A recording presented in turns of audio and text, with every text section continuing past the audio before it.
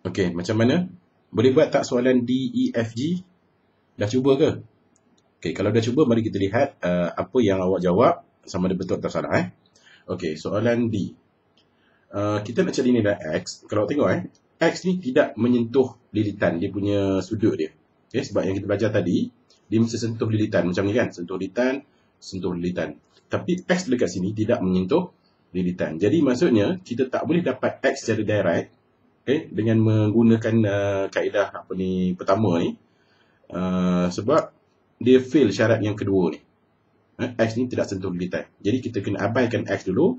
Kita kena cari apa yang memenuhi dua syarat ni. Okay, kalau tengok dekat sini ni bentuk butterfly kat sini. Masa nak? Dan bentuk butterfly ni memenuhi dua syarat ni. Okay, kaki sama, kedua-dua sentuh lilitan. Ni sentuh, ni sentuh. Maksudnya 63, ni pun 63.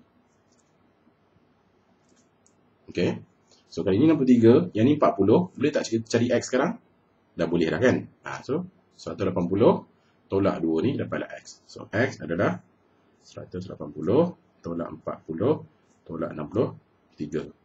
So tekan kereta, jawapan dia akan jadi 77.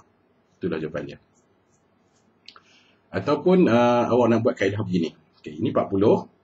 Yang ni pun 40. Perasan tak? Butterfly juga kan? 63, 63. 40, 40. Okay, kalau ni 40, ini 63. Boleh tak cari kat sini?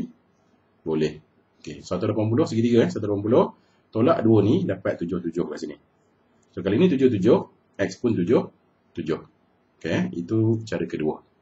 Okay, tak kisahlah macam mana pun boleh. Okay, soalan E. Apakah nilai X? Okay, nilai X kalau kita tengok dekat sini, seolah-olah tidak menggunakan konsep yang kita belajar tadi. Iaitu kaki sama, kedua-dua sentuh lilitan. Kalau tengok dekat sini X sentuh lilitan, 17 sentuh lilitan. So dia penuhi syarat kedua. Kaki sama tak X dengan 17? Nampak macam tak sama kan? Sebenarnya sama. Sebab apa? Sebab saiz tu yang penting sebenarnya. Bukan tempat yang penting. Kedudukan tak penting. Maksudnya, kalau tengok sini, ini X, kaki kat sini. Y pun kaki kat situ. Apa yang dia nak bagi tahu adalah, dia punya saiz dia sama. So maksudnya kalau di tempat berbeza pun, tetapi saiznya tetap sama, saiznya sama, so dia still dianggap kaki sama.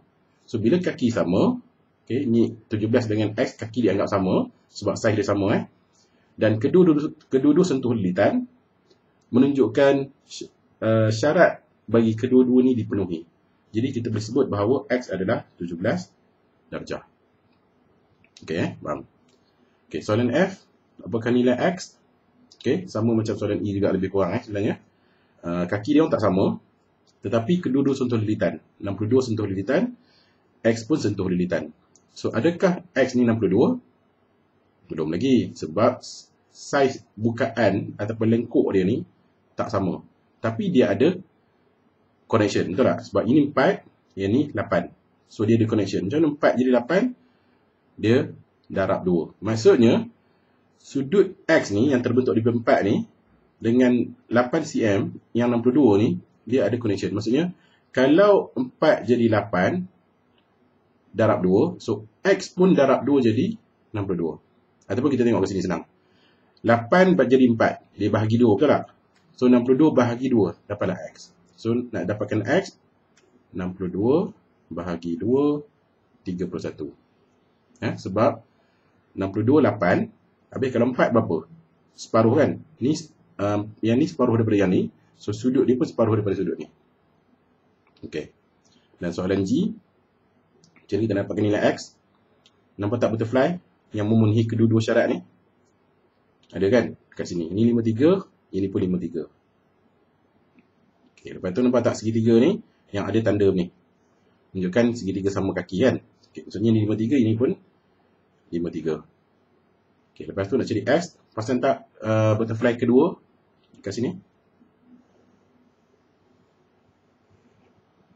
Kan? Jadi, ini 53, yang ni pun 53. Okay, itu kaedah untuk dapatkan X, kaedah pertama. Kaedah kedua, sebenarnya, awak boleh dapatkan X ni secara direct. Iaitu, X ni sama dengan 53 ni. Kenapa? Sebab 53 ni, saiz kaki dia, panjang dia begini, katakan 5 cm lah. Ni panjang ni 5 cm. Dan X pun ada tanda begini. Maksudnya panjang ni pun 5 cm. So kalau ini 5 cm, sudut dia 53. Kalau ini 5 cm, sudut pun 53 juga. Sama seperti soalan E tadi. Maksudnya kalau ini 3 cm, 17, 3 cm, 17 juga. Sama macam ni. 5 cm, 5 cm ni contohnya lah. Kalau cikgu letak nombor lain pun boleh. Jangan tanya pula kenapa 5 cm. Ni andaikan 5 cm. Kalau 10 cm pun tak apa. Kalau ini 10, ini 10 kan. Sebab yang penting tu yang apa yang cikgu nak highlightkan adalah sama. Yang ni sama dengan ni. So bila sama, sudut dia adalah sama. Okay, gitu.